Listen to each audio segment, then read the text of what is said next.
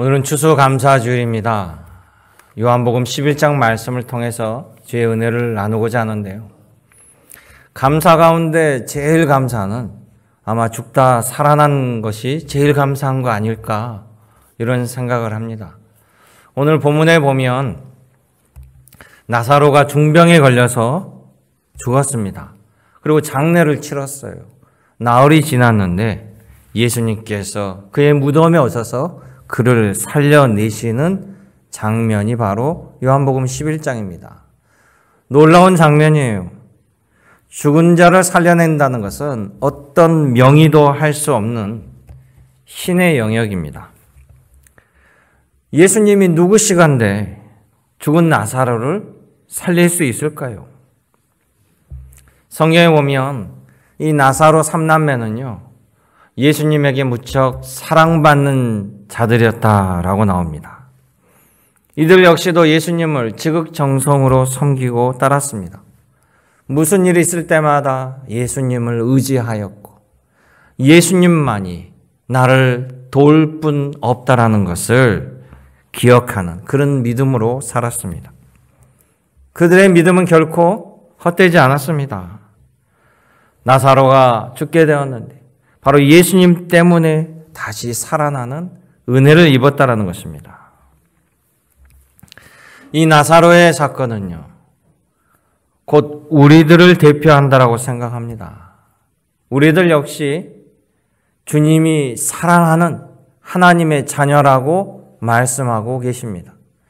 요한복음 15장 9절에 보면요, 예수님 말씀이에요. 아버지께서 나를 사랑하신 것처럼 나도 너희를 사랑하였으니 나의 사랑 안에 거하라. 예수님의 말씀입니다. 사람이 친구를 위하여 자기 목숨을 버리면 이보다 더 큰 사랑이 없나니 너희는 나의 친구니라. 예수님의 말씀이에요. 또 예수님은 나는 선한 목자라. 선한 목자는 양을 위하여 양을 살리기 위해서는 기꺼이 목숨을 버리는도다. 예수님의 약속이고 예수님의 말씀입니다. 나사로가 죽음에서 살아나듯이 우리는 예수님에게 부활과 영생의 약속을 받았습니다. 우리의 미래입니다. 그리고 예수님은 이것이 헛된 실언이 아니라 현실로 분명히 나타날 것을 예수 그리스도의 십자가의 죽으심과 부활로 보여주셨습니다. 그럼 그 나사로의 이 은혜가 우리와 상관없는 일이 아니라 바로 우리의 일이라는 사실을 여러분 기억하시기 바랍니다. 오늘 이 추수감사주일에요, 나사로 사건을 통해서 바로 우리들의 생명과 건강과 양식과 또 미래의 모든 것을 주관하시는 아버지 하나님께 온전히 감사함을 올리는 복되고 귀한 시간 되시기를 주님의 이름으로 당부드립니다. 그래서 요한복음 11장 나사로가 받은 그 은혜를 보면요, 첫째는 예수님을 아는 것이 얼마나 큰 복이고 감사한 일인가, 이것을 알 수 있다는 것입니다. 이 나사로와 또 마르다, 마리아 이 3남매는요, 예수님의 사역 초기부터 예수님을 영접하고 예수님을 하나님의 아들로 믿고 따른 것 같아요. 이 나사로가 살던 집은요, 예루살렘 성에서 3km 정도 떨어진 베단이라는 동네입니다. 그런데 신약을 보면, 성경 복음서를 보면 예수님께서 이 베다니 동네에 들어가실 때마다 이 나사로, 마르다, 마리아 집에 거하셨고요. 그 집에서 또 사람들을 모아서 천국 말씀, 복음을 증거하는 복된 터전으로 삼으셨습니다.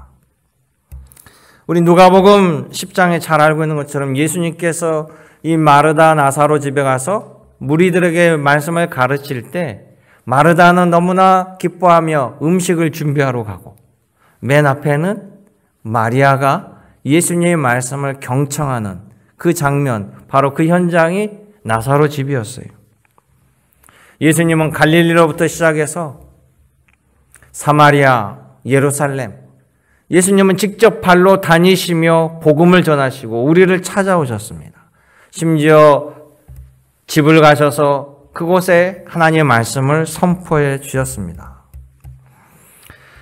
많은 사람들이 예수님의 말씀을 들었습니다. 그러나 그들이 다 예수님을 믿은 것은 아니었습니다. 예수님을 거부하고 예수께서 메시아임을 의심하고 배척하는 사람도 많았지만 여러분들처럼 나사로와 그 가족은 예수님을 구주로 영접하고 예수님의 말씀을 마음에 품고 믿음으로 따라다니는 주의 자녀가 되었다는 사실이에요. 사람은요, 누구를 만나느냐에 따라서 인생이 달라집니다. 다윗은 어린 목동이었는데 자신의 집에 찾아온 사무엘 선지자를 만남으로 말미암아 하나님의 뜻을 알게 되고요. 이스라엘의 두 번째 왕이 되는 은혜를 입었습니다. 초대 왕이었던 사울왕, 그에게는 요나단이라는 왕자가 있었습니다. 그런데 이 왕자는 다윗을 만남으로 말미암아 하나님께서 왕위를 다윗에게 주셨다라는 그 사실을 알게 되고 사울왕과 달리 하나님을 배척하지 아니하고 하나님의 사람 다윗에게 협력하며 하나님의 계획에 충성을 다하는 믿음의 사람이었다는 사실입니다. 본문에 보면 이 나사로 3남매 어려움이 닥칠 때 누구를 가장 먼저 생각하였는가? 오빠 나사로가 병들게 또 병상에 누웠을 때요. 가장 먼저 생각나는 분이 예수님이었어요. 사람이 가장 큰 어려움을 당하게 되면요. 누가 나를 도와줄 수 있을까? 주변에 나를 도울 사람이 누굴까? 도와줄 사람을 찾게 돼요. 그런데 주변에 도와줄 사람이 한 사람도 없다. 그러면 절망하게 되는 것입니다. 그런데 이 마르다와 마리아는 예수님을 가장 먼저 생각했어요. 왜냐하면 예수님께서 자신들을 가장 사랑한다는 것을 너무나 잘 알고 있었기 때문이에요. 그것은 성경이 증거하고 있습니다. 11장 5절에 보면 예수께서 본래 마르다와 그 동생 마리아와 나사로를 사랑하시더니 또 나사로가 죽은 이후에 예수님께서 오셔서요. 그 나사로의 죽음에 슬퍼하는 이 동생들과 또 사람들을 보면서 성경은 뭐라고 기록하냐면 33절에 보면 예수께서 심령에 비통히 여기시고 불쌍히 여기시고 심지어는 죽은 나사로의 무덤에서 눈물을 흘리신다라고 기록되어 있습니다. 이 모습을 본 유대인들이 다 이구동성으로 36절에 이렇게 고백해요. 그가 얼마나 이들을 사랑하였는가 보라. 이렇게 고백하고 있습니다. 또한 예수님은요, 이 나사로 집에 오는 게 쉬운 일이 아니었습니다. 성경에 의하면 예수님께서 나사로의 집에 가자라고 했더니 제자들이 말리고 있어요. 뭐라고 말리냐면 36절에 보면요. 11장 8절에 보면 이렇게 얘기합니다. 제자들이 말하되 랍비여 방금도 유대인들이 돌로 치려 하였는데 또 그리러 가시려 하나이까 막고 있어요. 또한 죽은 나사로가 살아난 다음에요. 그 놀라운 광경 속에 유대인들이 다 예수님을 구주로 영접한 것이 아니라 그것을 계기로 말미암아 11장 53절에 보면 예수님을 죽이려고 구체적으로 작정하고 모의하고 계획한 사건이 바로 이 나사로의 부활 사건이에요. 예수님은 수많은 난관과 어려움에도 불구하고 나사로에게 찾아오셨다는 사실. 바로 이 말씀은 우리들을 위해서도 수많은 어려움과 난관 속에서도 우리를 위해서 찾아오시고 은혜를 베풀어 주신다는 것을 알 수 있습니다. 그러니 얼마나 주님이 감사합니까? 여러분들은 바로 그런 주님을 믿는 줄로 믿습니다. 날 위해서 모든 것을 내려놓고 기꺼이 달려오시는 주님이 바로 여러분과 함께 계십니다. 우리가 그것을 깨닫고 안다라면요, 당연히 우리가 주님께 감사해야 될 것입니다. 그러기에 사랑하는 성도 여러분, 예수님은 여러분 한 사람 한 사람을 사랑하십니다. 예수님은 여러분을 위해서 기꺼이 십자가에서 목숨을 버리시는 분이에요. 여러분을 건지신 일이라 한다면 주님은 기꺼이 그 모든 일을 감당하신다라는 사실입니다. 오늘 주님의 전전에서 나의 힘이 되신 여호와 하나님께 감사함을 올리시기를 원합니다. 또한 내가 그 주님을 알게 되었다라는, 내가 그 주님을 믿게 되었다는 이 사실에 여러분 감격과 감사가 함께 하시기를 주님의 이름으로 축원합니다. 두 번째는 예수님께서 해결자가 되시고 구원자가 되신다라는 그 사실이 우리가 주님께 감사를 올릴 수밖에 없다라는 사실입니다. 요한복음을 보면요, 이 마리아와 마르다, 그들이 예수님에게 기대하는 그 기대치와 실제 예수님께서 가진 능력에는 상당한 차이를 보여요. 여러분, 예수님을 의지한다는 것은 예수님의 능력이 어디까지인가 최소한 알아야 하지 않겠어요? 이 본문에 보면 이 마르다 자매는요, 오빠가 이미 죽은 다음에 예수님이 오셨습니다. 그러니까는 비통하고 슬퍼하고 상심한 가운데 예수님을 만나자마자 뭐라고 얘기하냐면요, 마리아, 마르다가 각각 예수님에게 이야기하는데 그 내용이 같아요. 21절과 32절의 말씀인데요, 예수님에게 이렇게 얘기합니다. 예수님, 주께서 여기 계셨다라면 내 오라버니가 죽지 아니하였겠나이다. 이렇게 얘기합니다. 그러니까 오빠가 죽기 전까지 예수님이 오셨다라면 우리가 예수님에게 기대하고 희망을 걸어볼 수 있는데, 죽은 다음에 오셨기에 예수님도 어쩔 수 없는 것 아닙니까? 라는 것이 깔려 있는 거예요. 죽은 자를 예수님께서 살리실 줄을 전혀 예상하지 못했습니다. 심지어 예수님께서 오빠 무덤으로 인도해라. 나사로 무덤 앞에 갔습니다. 그리고 무덤이 큰 돌로 가려져 있기 때문에 저 돌을 치워라. 이렇게 얘기하니까요, 39절에 마르다가 뭐라고 얘기하냐면, 예수님, 죽어서 장례를 치르고 사흘째입니다. 벌써 냄새가 납니다. 말리고 있다는 것이죠. 과연 예수님의 능력은 어디까지일까요? 최근에는 청년들의 취업이 큰 화두입니다. 많은 청년들이 취업에 어려움을 느낍니다. 너무나 생존 경쟁이 치열해집니다. 많은 사람들이 자영업으로 내몰립니다. 부동산 값이 폭등합니다. 미래가 불투명해요. 미래가 불투명한지 요즘에 젊은 층들이요, 무속인들을 많이 찾는다고 해요. 우리나라에서 역술인과 무속인들은 한 100만 명 됩니다. 그런데 지난 10년 사이에 이 무속인들의 증가 속도가 2배로 늘었다고 해요. 수요와 공급의 법칙에 따라서 찾는 이가 많으니까 그만큼 또 늘어난 거죠. 사람들은 미래가 불안하면요, 의지할 대상, 도와줄 대상을 찾게 되는 거예요. 그렇다면 과연 무속인들이 섬기는 그 신들이 도와줄 능력이 있는 것일까? 그것을 제대로 알아야 되잖아요.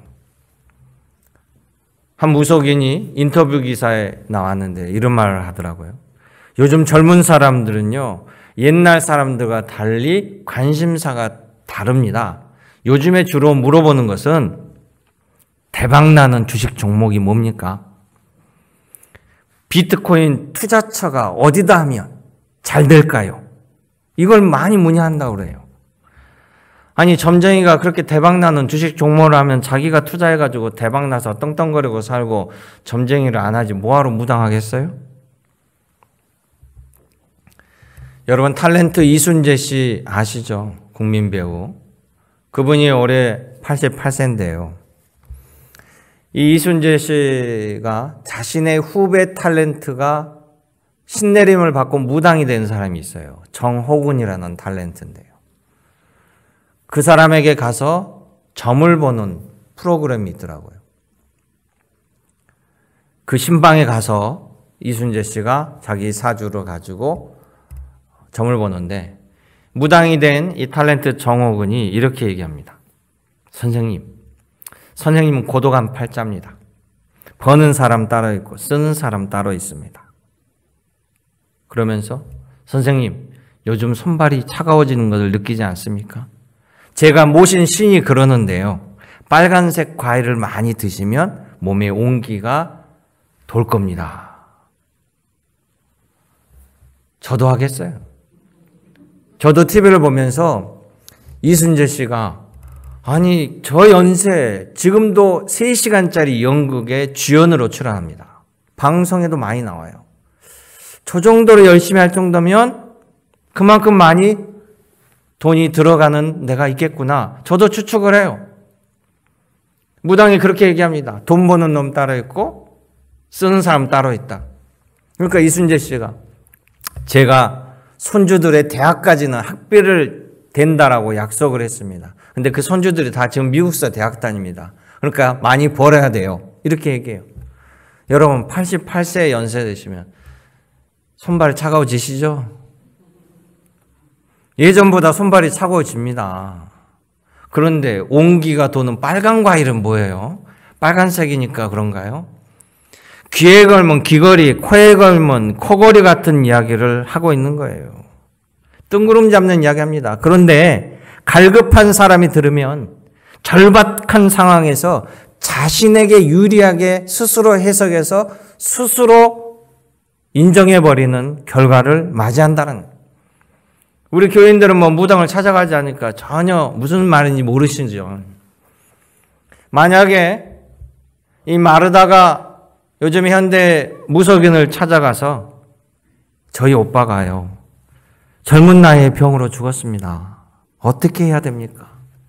길이 뭘까요? 이렇게 묻는다라면 무속인이 뭐라고 말할까요? 아마 이러지 않을까요? 너희 오빠 살풀이 구술해야 돼. 그렇지 않으면 그 화가 너나 너의 동생에게 미쳐. 너희도 무사하지 못해. 구술하든지 부적을 사. 이러지 않을까요? 안 가보셔서 전혀 모르시는구만. 그런데 예수님은 어떻게 하셨습니까? 뜬구름 잡는 소리 하셨습니까? 예수님은요, 걱정하지 말라. 내가 나사로를 깨우리라. 전혀 기대하지 못한 놀라운 결과를 주셨어요. 예수님은 죽은 지 나흘이 된 나사로를 위해서요, 그 무덤 앞에 가서 하나님께 기도합니다. 하나님께 감사 기도한 다음에 나사로를 살려주시는 거예요. 특히 예수님의 기도 내용을 보면 11장 41절 42절에 보면요, 뭐라고 기도하셨냐면 하나님께 예수님께서 항상 내 말을 들으시는 줄을 내가 알았나이다. 예수님의 간구는 백발백중이라는 사실에 할렐루야. 예수님만 여러분 진정한 해결자가 되시는 겁니다. 예수님만이 능력자가 되시는 거예요. 예수님께서 구원자가 되시는 것입니다. 여러분들은 바로 그 예수님의 몸된 집인 이 주님의 전에 나오신 거예요. 예수님만이 나의 해결자가 되시고 나의 구원자 되심을 진정으로 감사 올리는 여러분 되시기를 주님의 이름으로 축원합니다. 마지막 세 번째는 예수님에게요, 아름다운 회복이 있습니다. 우리는 주님을 통해서 아름다운 회복을 받게 됨을 감사해야 된다는 것입니다. 예수님께서 이 나사로 무덤 앞에서요, 성경에 보면 큰 소리로 예수님이 외칩니다. 나사로야 나오너라. 이렇게 부르시니까요. 죽었던 나사로가 수의를 입혀놓고 손발을 묶어놓고 얼굴을 씌워놨어요.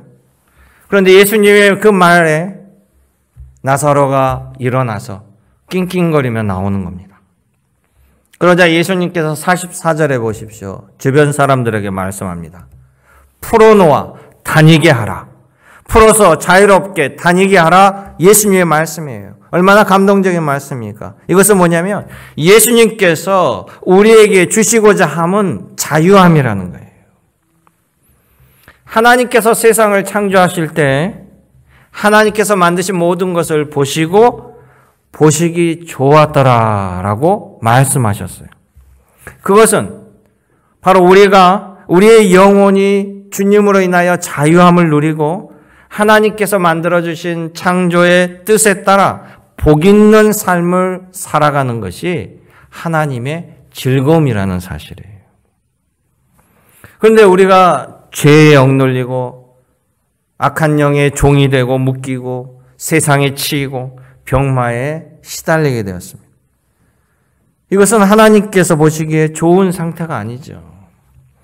여러분, 자녀가 병들어 아프면 누가 마음이 아픕니까? 부모가 마음이 아파요. 어떻게 해서든 이 자녀를 고치고자 하는 겁니다. 하나님께서도 그런 우리들의 문제를 해결해 주시기 위해서 바로 예수님을 보내신 거예요. 예수님은 우리를 회복하러 오신 겁니다.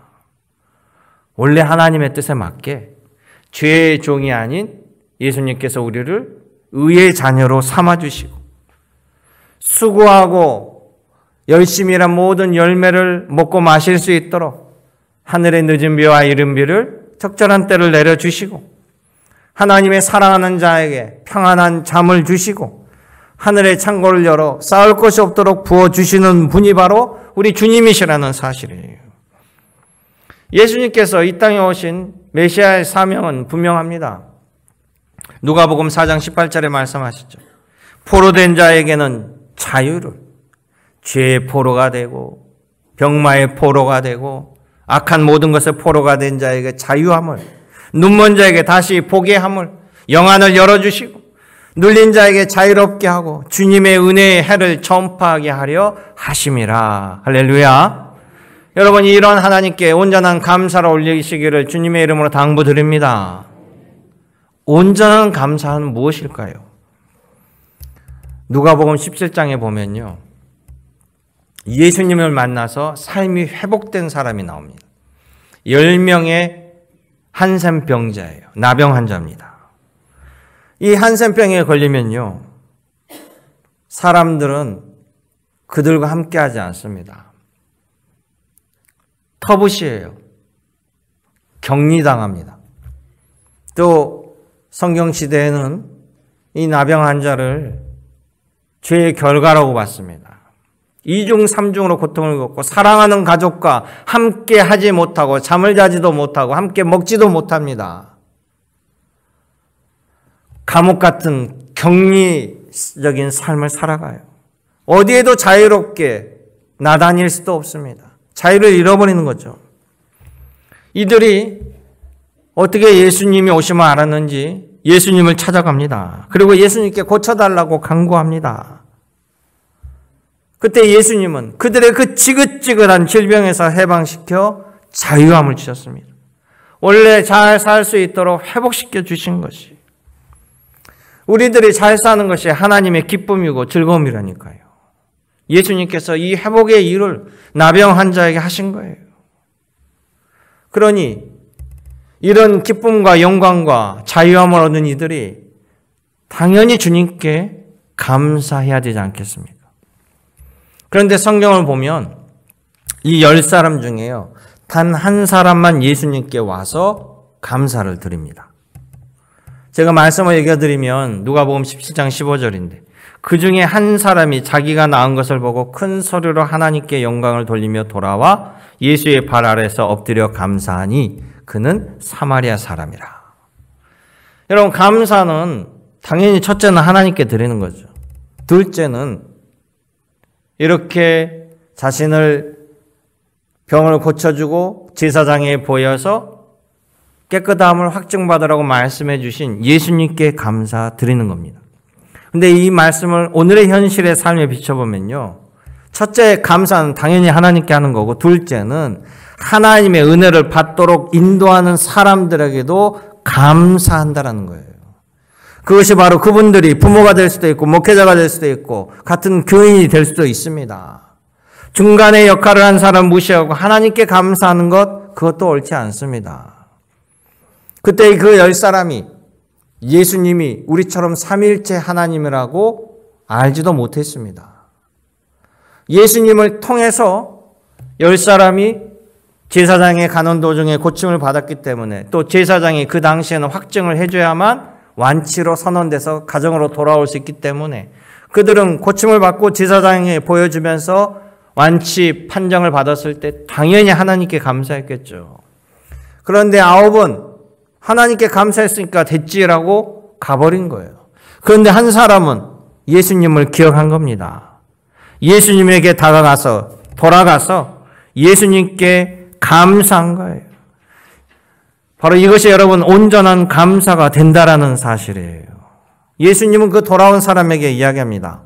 나머지 9은 어디 있느냐? 왜 너를 빼고 나머지는 하나님께 영광을 돌리러 오지 아니하였느냐? 할렐루야. 이 온전한 감사를 드린 이 사람에게 예수님께서 뭐라고 말씀하셨냐면요. 내 믿음이 너를 구원하였느니라 하시면서 육신의 질병, 나병뿐만 아니라 그에게 예수님은 영원 구원이라는 더 큰 감사의 선물을 베풀어 주셨다는 사실입니다. 사랑하는 성도 여러분, 어떤 것이라도 당연히 하나님께 감사하는 신앙인이 먼저 되십시오. 그리고 거기에 포함해서 주께 감사함을 받는 통로가 되는 교회와 서로를 위해서 기도해 준 사람들도 잊지 말고 감사를 드려서 온전한 감사가 하나님께 올려지고 그 온전한 감사를 통해서 하나님부터 더 큰 감사의 은혜가 여러분에게 역사하시기를 주님의 이름으로 축원합니다. 이 믿음대로 살아가시기를 주님의 이름으로 다시금 당부드립니다. 기도하겠습니다. 은혜롭고 자비로우신 아버지 하나님, 만세전에 저희들 택하시고 또한도 제1교를 통해서 아버지 하나님 말씀을 들으며 찬양하며 함께 기도하며 기쁨과 즐거움과 또 어려움 속에서 하나님의 은혜를 함께 체험하게 하신 그 모든 은혜들을 감사드립니다. 이 시간 신령과 진정으로 올리는 감사를 주님 기뻐 받아 주시옵시고 감사 위에 더 큰 감사의 은혜로 역사하여 주시옵소서. 언제나 함께 하신 예수님의 이름으로 기도 올리옵나이다. 아멘.